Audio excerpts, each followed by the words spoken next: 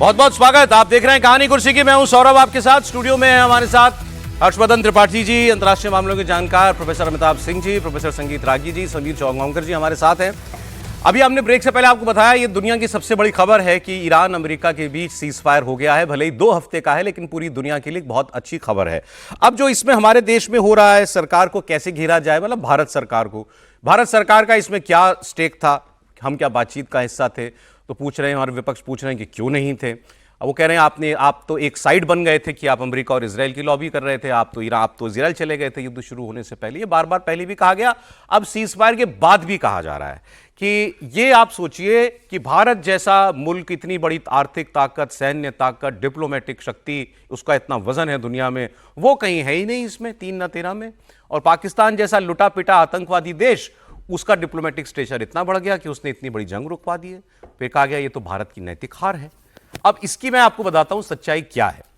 यह बात सही है कि शहबाज शरीफ का वो पोस्ट आया अब से करीब 12-14 घंटे पहले, जिसमें उन्होंने कहा मैं राष्ट्रपति ट्रंप से अनुरोध करता हूं कि आप 2 हफ्ते का सीज फायर मान जाइए। लेकिन अब यह समझिए कि इसके पीछे की कहानी क्या थी। पाकिस्तान के प्रधानमंत्री शहबाज शरीफ ने सबसे पहले रात 12:46 पर एक्स पर एक पोस्ट किया, अनएडिटेड और ओरिजिनल पोस्ट। उस पोस्ट में यही था कि मैं रिक्वेस्ट करता हूं ट्रंप साहब, आप 2 हफ्ते के लिए मान जाइए, और मैं अपने ईरानी ब्रदर से, भाइयों से रिक्वेस्ट करता हूं कि आप स्ट्रेट ऑफ हॉर्मुज खोल दीजिए। लेकिन उसके ऊपर एक लाइन लिखी हुई थी। ऊपर क्या लिखा था वो दे दीजिए स्क्रीन पर। Draft Pakistan PM message on x, ये ऊपर लिखा हुआ था उसमें। मतलब ये इसको आप देखेंगे तो नहीं, वो दूसरा वाला चलाइए जिसमें ऊपर वो लिखा हुआ है, वो मंगवाइए वो वाला ट्वीट।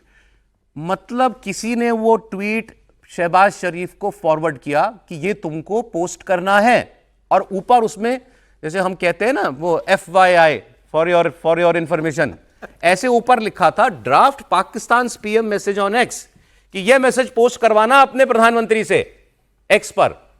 कौन करवा रहा था? ये जाहिर अमेरिका करवा रहा था ऊपर वो, वरना कौन लिखेगा? इस पर बड़ा डिटेल के अंदर एनालिसिस चल रहा है सोशल मीडिया पर। कई लोगों ने ग्रोक से भी पूछा, तुम्हें क्या लगता है ग्रोक, ये ऊपर ये लाइन किसने लिखी होगी? तो सवाल ये था कि भाई मान लीजिए शहबाज शरीफ है, शहबाज शरीफ खुद टाइप नहीं करेगा पोस्ट, समझ में आता है। फॉरेन ऑफिस में से किसी ने, एक अधिकारी ने एक पोस्ट लिखा कि ये साहब को दे देना, साहब से कहना ये पोस्ट करना है। ऊपर वो लिखेगा क्या कि Pakistan PM message on x. क्या पाकिस्तान के फॉरेन ऑफिस का कोई व्यक्ति जिसने ये ड्राफ्ट लिखा हो, वो ऊपर ये हेडर देकर के शहबाज शरीफ को भिजवाएगा क्या? वो ऊपर ही लिखेगा for sir, for prime minister, ये लिखेगा, या उनके यहां कहते हैं वजीर आजम के लिए। ये क्यों लिखेगा फॉर पाकिस्तान प्राइम मिनिस्टर? तो जाहिर है किसी और देश ने उनको पास ऑन किया। जिसने भी किया, खैर वो शहबाज शरीफ साहब ऐसे ही वो आधे भूले रहते हैं, वो उन्होंने ऐसे का ऐसा उसको पोस्ट कर दिया। जिसने भी उनकी तरफ से किया, ये ऊपर वो हटाना लाइन भूल गए।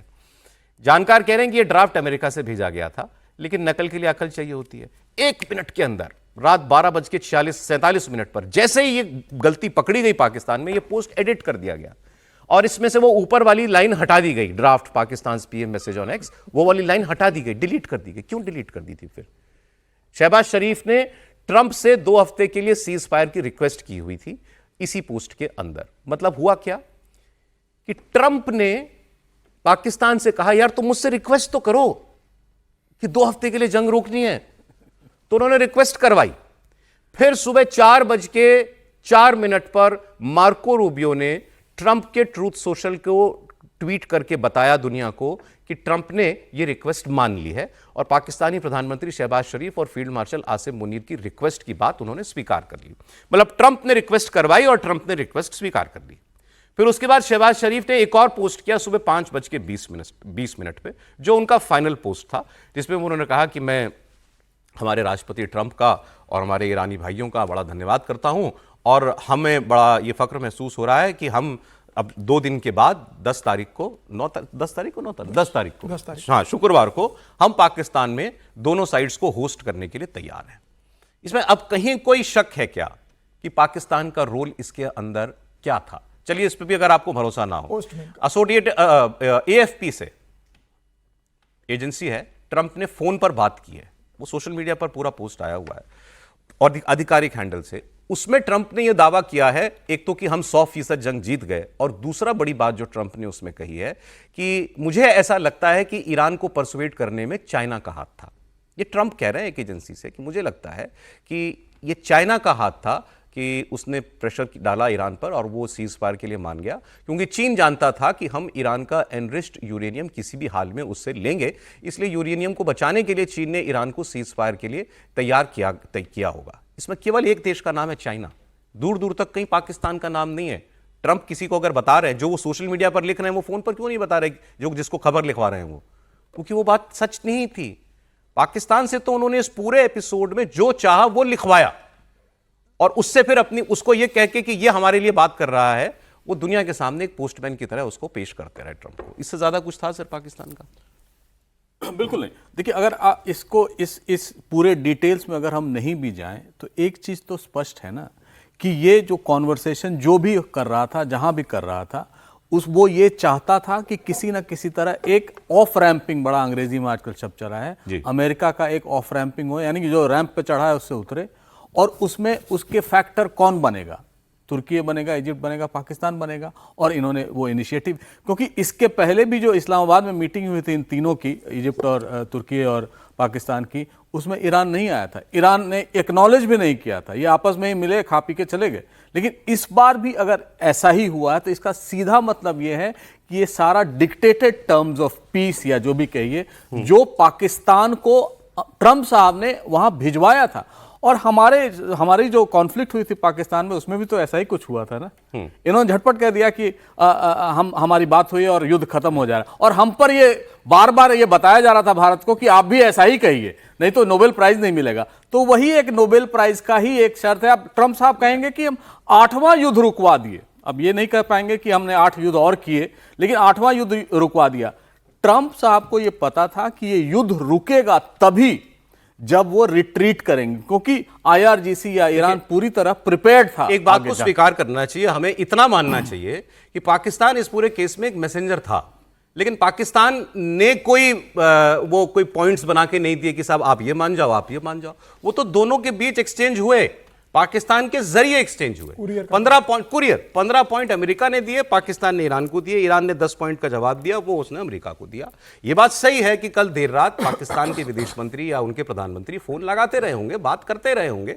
इतना रोल हमको पाकिस्तान का स्वीकार करना चाहिए, वो था। ब्रीफली ओमान भी तो यही कर रहा था ना, ओमान भी कर रहा युद्ध के पहले, तो क्यों नहीं उनकी बात मानी? और युद्ध जब वार्ताएं चल रही थी उसी बीच आपने अटैक किया, यानी ओमान को भी आपने दरकिनार किया था। तो पाकिस्तान की क्या कुव्वत है कि वो वहां आ जाए? तो ये अमेरिका के इनिशिएटिव पे हुआ है, उन्होंने अपना विड्रॉ किया है। अब आगे कैसे करेंगे, और पाकिस्तान का आगे जाके रोल आप देखेंगे कि वही होगा जो ओमान का हुआ या कतर का हुआ, कि ये कहीं के नहीं रहेंगे।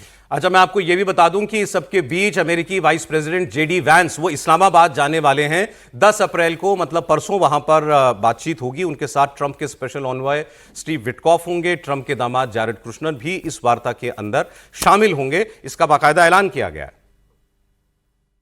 मुज़ाकरात बा बीएतमादी कामिल به طرف امریکایی از روز جمعه 21 فروردین در اسلام آباد آغاز خواهد شد و ایران 2 هفته برای این مذاکرات زمان اختصاص خواهد داد. این زمان با توافق طرفین قابل تمدید است. ضرورت دارد ये क्लियर हो गया कि इस्लामाबाद में बातचीत होगी। ट्रंप ने कैसे रिक्वेस्ट करवाई शहबाज शरीफ से, वो भी आपने देख लिया। हमारे देश में क्या हो रहा है वो देखिए। कांग्रेस पार्टी की तरफ से जयराम रमेश त्रिपाठी जी पोस्ट कर रहे हैं कि पूरी दुनिया बड़ी कॉशियसली स्वागत कर रही है कि ये जंग रुकी है। फिर वो कहते हैं कि 28 फरवरी से जो टारगेटेड असैसिनेशन से सिलसिला शुरू हुआ था वो हम उम्मीद करते हैं पूरी तरह रुके, मतलब वो आयतुल्लाह खमेनी की हत्या से शुरू कर रहे हैं। फिर उन्होंने कहा कि जंग शुरू होने से 2 दिन पहले मोदी जी इजरायल गए थे, इससे भारत का ग्लोबल स्टेचर घटा था, क्योंकि वो इजराइल की जेनोसाइड की नीति, उसकी एक्सपेंशनिस्ट पॉलिसी जो वो वेस्ट बैंक में कर रहा है और जो गाजा में कर रहा है, उसका उन्होंने समर्थन किया था। फिर आगे वो इंटरेस्टिंग बात कहते हैं, वो कहते हैं कि पाकिस्तान ने जिस तरीके से सीज फायर को लाने में अपना रोल प्ले किया, इससे जो काम मनमोहन सिंह की सरकार ने कर दिखाया था, यानी पाकिस्तान को दुनिया में अलग थलग करने का, किसके कौन सी घटना के बाद? 2008 के मुंबई अटैक के बाद।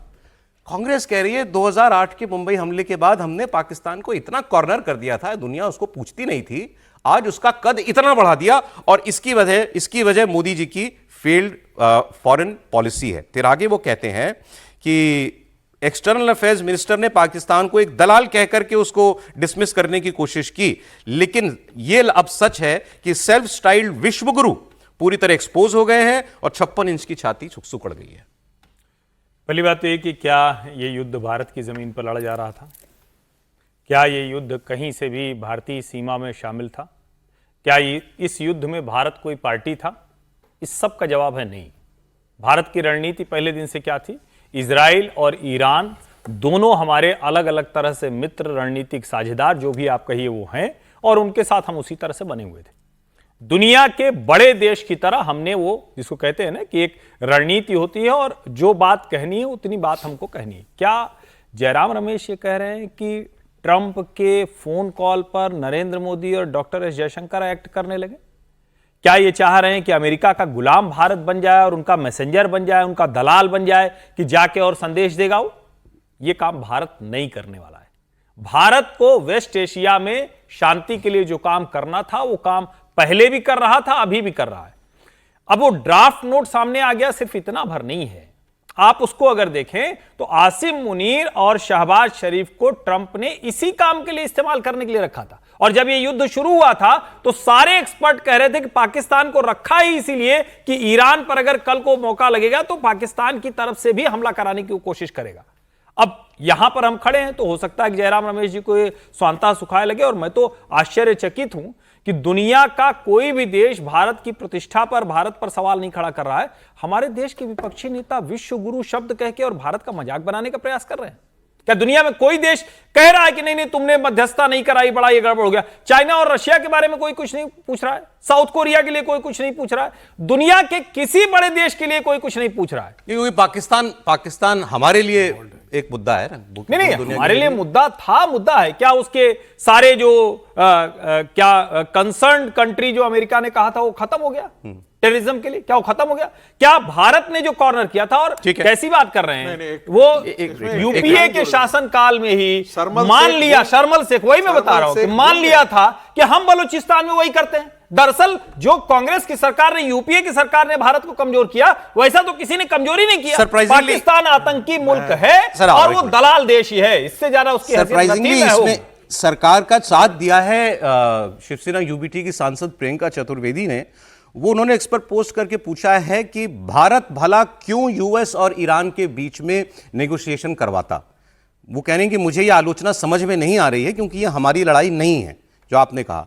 और उन्होंने कहा जहां तक पाकिस्तान की बात है तो वो तो पैसा लेकर के कोई भी रोल प्ले कर सकता है, और वो वही रोल प्ले कर रहा है जो भारत के विदेश मंत्री ने बिल्कुल सही बताया, एक दलाल का। ऐसा है कि प्रियंका चतुर्वेदी अब लगता है ना पाला बदल रही हैं। अब कहा जो कहा वो बना पता नहीं मैं बहुत साफ है, ठीक है।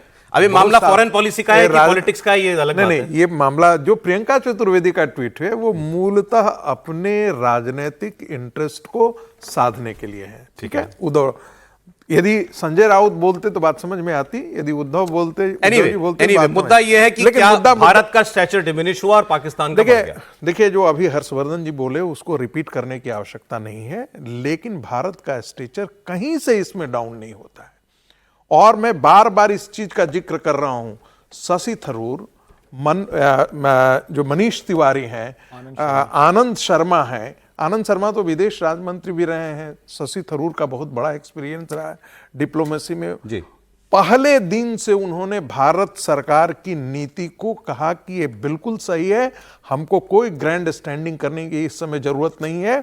और बार बार इस बात का जिक्र किया गया था कि भाई हमको इसमें पढ़ने की आवश्यकता नहीं है, हमको अपने इस दरमियान अपने नेशनल इंटरेस्ट को प्रोटेक्ट करना है, वो हमारा एनर्जी सिक्योरिटी है। एक नाम और जोड़ दीजिए, एक नाम और जोड़ दीजिए, मेरे पास बयान है, मैं दिखा देता हूं। कांग्रेस यूपीए सरकार में ही मंत्री रहे अश्विनी कुमार। हाँ, उनका बयान जरा, अश्विनी कुमार जी का बयान चला दीजिएगा।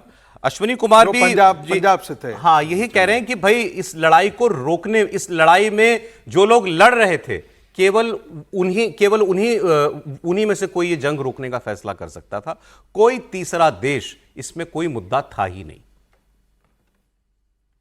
इस युद्ध पर सिवाय अमेरिका, इजराइल और ईरान के किसी और मुल्क का इख्तियार नहीं है।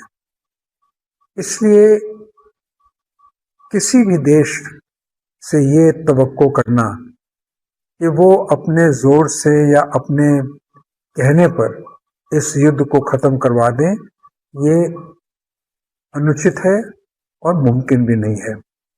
इन जटिल समस्याओं में प्रधानमंत्री मोदी और भारत का योगदान मैं समझता हूं सराहनीय इसलिए है क्योंकि प्रधानमंत्री ने बार बार सभी मुल्कों से अपील की है कि युद्ध को खत्म करें, और ज्यादा से ज्यादा कोई तीसरा मुल्क यही कह सकता है और कुछ कह भी नहीं सकता। और ये इस बात का संकेत है कि भारत की आवाज सुनी जा रही है, क्योंकि ईरान और अमेरिका और इजराइल तीनों मुल्कों के साथ भारत ने अपने संबंध सहज बनाने की कोशिश की है इन जटिल समस्याओं के चलते हुए भी, और कुछ हद तक हमको कामयाबी भी मिली है, क्योंकि जो हमारी ऑयल एंड गैस के सप्लाईज हैं ईरान के माध्यम से, जो हॉर्मुज के माध्यम से जो हिंदुस्तान पहुंच रही हैं, वो पहुंच रही हैं। समीर जी, ये भी कांग्रेस के नेता हैं, इनको भी कुछ गलत नहीं दिख रहा भारत के रुख में? और मुझे लगता है कि इनके बयान को जयराम रमेश को ध्यान से सुनना चाहिए। किस तरीके से उन्होंने बहुत स्पष्ट तरीके से भारत सरकार की क्या रणनीति है और इस युद्ध को लेकर क्या होना चाहिए था जो भारत सरकार ने किया। भाई, उन्होंने बहुत स्पष्ट कहा कि ये तो अमेरिका, इजराइल और ईरान के बीच का युद्ध था और भारत के तीनों देशों के साथ सहज संबंध है, तीनों देशों के साथ व्यावसायिक संबंध है भारत के, और भारत ने जो स्टैंड लिया वो बराबर स्टैंड था। इसमें अब जयराम रमेश को अगर ये नजर आता है कि भाई विश्व गुरु भारत नहीं बन पाया और अमेरिका के पाकिस्तान के सामने भारत छोटा हो गया है, तो ये सोच बताती है कि किस तरीके से इस तरीके से किसी भी मामले में कांग्रेस के प्रवक्ता हो, कांग्रेस के नेता हो, कांग्रेस के विचारों को ये ढूंढते रहते हैं कि किस तरीके से भारत को पाकिस्तान के सामने छोटा दिखाया जाए, कि कैसे पाकिस्तान को बड़ा दिखाया जाए, और कैसे देश को अपमानित करने के लिए कोई भी मौका अगर मिलता है तो उसको कैसे प्रस्तुत किया जाए। मुझे लगता है ये बहुत शर्मनाक और दुर्भाग्यपूर्ण है कि जयराम रमेश इस मामले में इस तरीके से ट्वीट करते हैं। इस मामले में जब क्लियर आ चुका है कि भाई भारत का कोई भूमिका नहीं थी, और भारत ने तो पहले ही प्रधानमंत्री स्पष्ट कर चुके थे कि युद्ध का समय नहीं है, आपस में संवाद के मामले से इसका समाधान निकालना चाहिए। भारत किसी के पक्ष में नहीं था, न भारत इजराइल अमेरिका के पक्ष में रहा, न भारत ने ईरान का इस मामले में ऐसा है सर कि दो लोग लड़ रहे हैं और ये इल्जाम लगाया जा रहा है कि भाई आप क्यों नहीं गए इनका झगड़ा रुकवाने के लिए? नहीं, तो जो लोग बातचीत कर रहे थे वो कर रहे थे, भारत इसमें कोई भूमिका नहीं थी। और भारत ने जो किया होगा वो बैक चैनल से बातचीत की होगी। इसके अंदर विदेश मंत्री का जो बयान आया था, मुझे लगता है उस बात को भी ध्यान में रखना चाहिए। पाकिस्तान को लेकर जो जयशंकर ने कहा था, इस तरीके से भारत को मुझे लगता है कि अपमानित करने में या भारत को इस तरीके से दोयम दर्जे का देश बताने की जो कांग्रेस कोशिश करती है हर मामले में दुनिया के स्तर पर, मुझे लगता है ये ठीक नहीं है। अरे ये जो पाकिस्तान वाली बात है कि पोस्ट करवाया ट्रंप ने, ये तो खुद पाकिस्तानी कह रहे हैं। आप सुनिए एक पाकिस्तानी जर्नलिस्ट को। अचानक से डोनाल्ड ट्रंप ने सारा गेम पलट दिया और एक मैसेज आता है शहबाज शरीफ के पास। और मैसेज क्या आता है?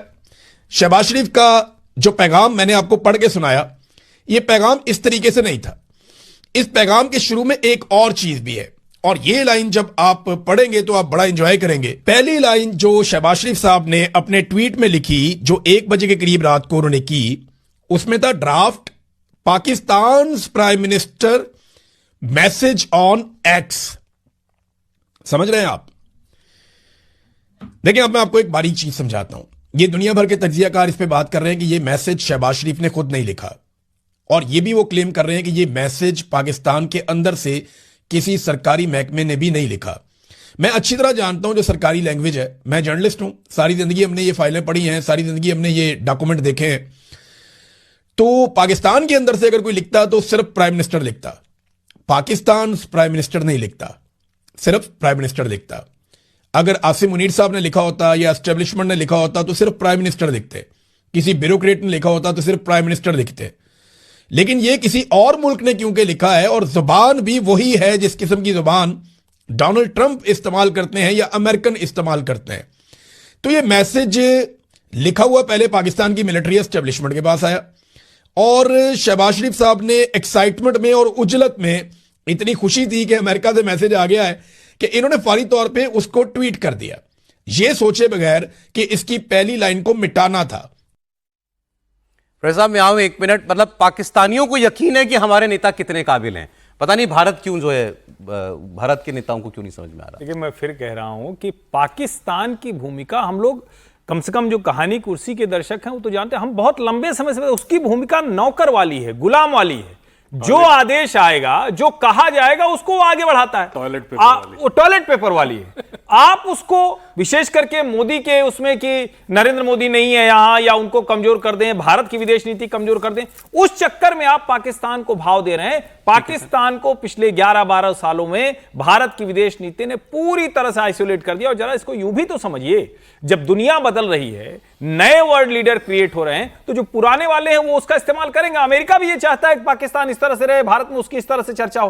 क्यों हम पाकिस्तान को अमेरिका के नैरेटिव के लिहाज से देखने की कोशिश कर रहे हैं? मैं इसकी पॉलिटिक्स की बात करता हूं। अभी त्रिपाठी जी ने जिक्र किया कि नेतन्याहू के ऊपर क्या हो गुजरेगी, अब उसकी बात भी हमें करनी चाहिए। प्रोफेसर साहब, भारत में हमारी सरकार की अपोजिशन जो वाले जो हैं वो उन क्रिटिसाइज कर रहे हैं, कोई प्रॉब्लम नहीं, लेकिन हमारे यहाँ कोई इलेक्शन नहीं होना अभी, अगली भी 3.5 साल सरकार चलनी है आराम से। अमेरिका के अंदर मिड टर्म्स में जो होगा वो होगा, वरना ट्रंप अपने 4 साल राष्ट्रपति के तौर पे वो भी पूरे कर लेंगे। नेतन्याहू के लिए इतना आसान नहीं है। नेतन्याहू एक मिलीजुली सरकार चलाते हैं और वहां के जो अपोजिशन था वो इस लड़ाई में पूरी तरीके से नेतन्याहू के साथ था, पूरी तरीके से। लेकिन आज वहां के जो मुख्य अपोजिशन लीडर हैं यार लपिड, वो लिख रहे हैं कि इससे बड़ा पॉलिटिकल डिजास्टर नहीं हुआ कभी इजराइल के इतिहास में। वो कह रहे हैं इजराइल उस मेज पर भी नहीं था जहां हमारे सबसे बड़े फैसले हो रहे थे, हम तो उस नेगोशिएशन का पार्ट ही नहीं थे। फिर उन्होंने कहा मिलिट्री ने तो वो सब कुछ किया जो उससे कहा गया, लेकिन नेतन्याहू पॉलिटिकली स्ट्रेटेजिकली फेल हुए और उन्होंने एक भी गोल जो उन्होंने खुद तय किया था उसको पूरा नहीं किया। फिर वो लिखते हैं कि सालों लग जाएंगे इस पॉलिटिकल और स्ट्रेटेजिक डैमेज की भरपाई करने में जो नेतन्याहू के अहंकार, उनकी नेग्लिजेंस और उनकी लैक ऑफ प्लानिंग की वजह से हमें झेलना पड़ रहा है। मैं यही कह रहा था, जब बीच में हाथ उठाया था मैं यही कहने वाला था कि देखिए, हमें उतावला होने की जरूरत नहीं है। ये वान साहब आए, ट्रंप साहब आए, जो भी आना है इस्लामाबाद घूम फिर के जाएं। अभी एक जो बहुत बड़ा फैक्टर था और डिटर्मिनेंट था इस युद्ध का, वो है इजराइल। वो इस टेबल पर नहीं है, और जब वो टेबल पर आएगा या जब बात होगी तब जाके पता चलेगा कि यहां क्या हुआ था। क्योंकि अल्टीमेटली यहां पर जीतना या हारना जिसको है, जो झेलना है वो इजराइल को ही झेलना है। ये भी तो हो सकता है वो बाय चॉइस मेज पर ना हो, ताकि मैं अपनी बात में मन की कर सकूं। नहीं, वो बाय चॉइस हो या ना हो, शायद वो टेकन फॉर ग्रांटेड भी ले लिया हो अमेरिका ने, लेकिन वो एक बहुत बड़ा डिटर्मिनेंट है यहाँ, जो वहां नहीं रहेगा। और अगर वो इजराइल जाता है या उनके जो भी जाते हैं, इजराइल के मंत्री जाएं या जो भी जाएं, उनको तो ये पता होगा ना कि यहां बात नहीं बनने वाली है, उनकी बात नहीं होने वाली है, क्योंकि जो मेन चीजें थी वो उस पर तैयार ही नहीं हुए हैं। क्या रिजीम चेंज हुआ? नहीं हुआ। क्या इन्होंने लेबनान, हमास, हूती को, हिजबुल्लाह को आर्म करना बंद किया? नहीं किया। क्या न्यूक्लियर वेपन के जितने साजो सामान थे वो सरेंडर किया? नहीं किया। तो इजराइल के लिए तो कुछ मिला ही नहीं। अमेरिका को मिला हो तो समझा, लेकिन यहां तो कुछ नहीं मिला। ज्यादा दूर नहीं है, मतलब 10 तारीख जो है परसों ही है। देखिए कौन कौन आता है और किसके, ईरान से कौन आता है, सबसे बड़ी बात तो यह बात करने के लिए, उस पर बहुत कुछ उससे तय होगा।